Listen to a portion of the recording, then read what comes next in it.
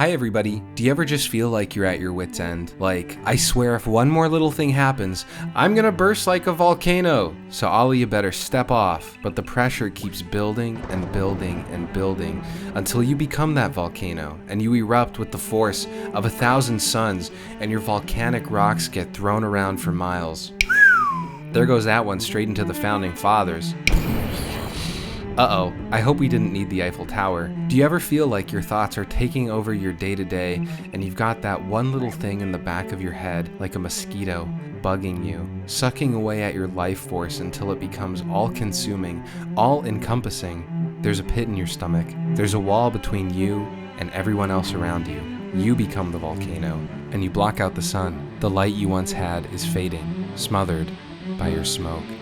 Well, as DJ Khaled could have once said, don't be obtuse, try to diffuse. In reality, DJ Khaled once said, don't be a fool, get a pool. But we can't all have pools, and we can't all be DJ Khaled. But luckily, we can all try to diffuse. So what is thought diffusion? I want you to imagine a bomb. It's slowly ticking down from 10, and you forgot your wire cutters. Instead of letting it, you turn your brain into the wire cutters. You see, the bomb is like your thoughts, and your brain becomes the wire cutters. Everything you need is something you already have within you. Thought diffusion is the way we make distance between our thoughts and ourselves. You see, the truth is, you are not your thoughts. Let me say that again. You are not your thoughts.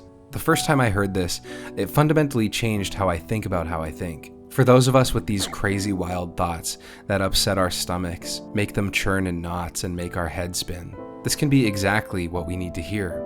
How many times do you feel like a horrible person for thinking a certain thing? How many times do you feel like if only you could stop thinking about something, you'd get back to baseline? You see, we can't always be in control of what we think. Some thoughts are automatic. For example, if you're hungry and you see a sandwich, you might think, I want to eat that sandwich. And some thoughts are more complex. For example, maybe you've come to associate safety with positive affirmation. Maybe you don't get positive affirmation for some reason, or you get negative affirmation and you think, that's it, I'm in danger, I'm not safe, my life is over. This is what I mean, some thoughts are automatic, and they're formed by pre-existing experiences and patterns from our lives. However, these thoughts, they're more like observations your brain makes about reality without asking you for your input first. And really, isn't that so rude of your brain to do? Like, don't we learn to ask people if they want something first? That's kind of like, we're in the kindergarten leagues here. Reality is often so easily clouded. And you have firsthand experience with this. Go outside without a pair of sunglasses, and it's bright. But if you put on a pair of sunglasses, it's darker. A simple pair of sunglasses has altered your reality and made a world of less light for you. In the same way, sometimes our brain can have sunglasses that we didn't ask to put on. Which, again, like, where do you get off? Okay, I don't need them. I don't need the sunglasses. Why? Stop putting them, please, on my face. And so some of our thoughts can be bright and some of our thoughts can be dark. And that might be okay when it's bright outside, but when it's dark outside, it doesn't help us. Now keep in mind, your brain is generating thoughts willy-nilly like an engine in a train that doesn't turn off. Did I lock the door? My shoes are uncomfortable. How long have I been watching this video for? No one likes me and I'm going to die. This is the part where we latch onto our thoughts. I'm going to die. I'm going to die. Holy shit, I'm going to die. But you are not your thoughts. You have the power to observe your thoughts. These thoughts, they come and go, and they pass through you like x-rays. These thoughts are not you. You are observing yourself having the thought. You cannot be defined by your thoughts. We don't judge people for the things they think in their own internal world because we have no access to their internal world. We judge people based on their actions, what they say, and how they treat the world around them. You are not the volcano. You are within yourself, watching as you have a volcanic thought. Let me put it this way. You have thousands of thoughts per day, some of them useful and some of them not very useful. There are thousands of clouds that pass through the sky every day.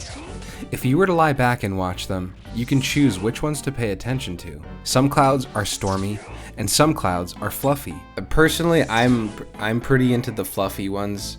I like those ones. I don't like the stormy ones. I like the ones that are soft. You can observe the stormy ones, and you can observe the fluffy ones. And this means you have the freedom to accept the thoughts that pass through you. You are not your internal narrator. You are the one who hears what the narrator says. And sometimes that dumbass doesn't know what they're talking about. Classic unreliable narrator. When I have these volcanic thoughts, I try to imagine an aquarium.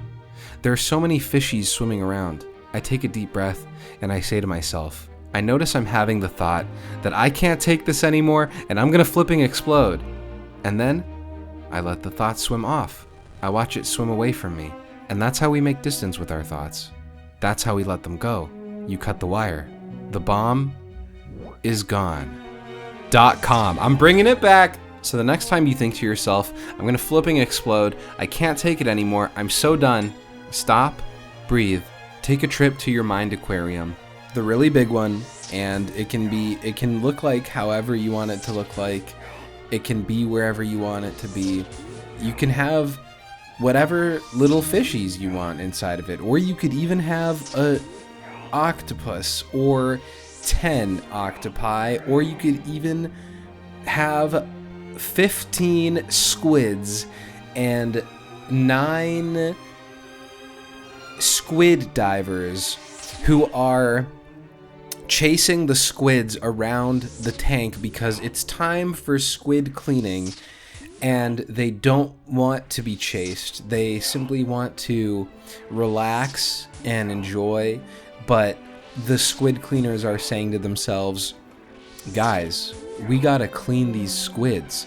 If we don't clean these fucking squids, we're gonna lose our fucking jobs.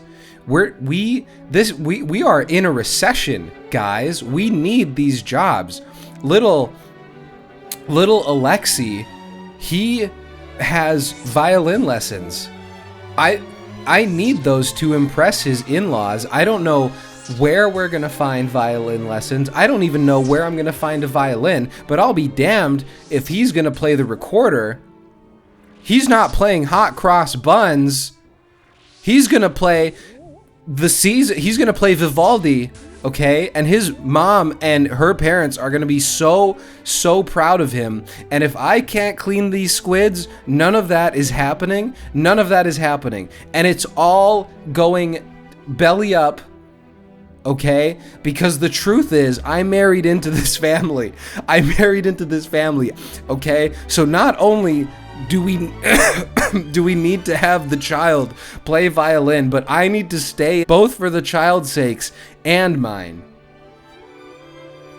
Plus like 3 goldfish. You are not these things. You are observing that you are having the thought of these things. As DJ Khaled could have once said, don't be obtuse. Try to diffuse. Anyways, I hope this helped. Thanks so much for watching. Appreciate ya. Okay, bye.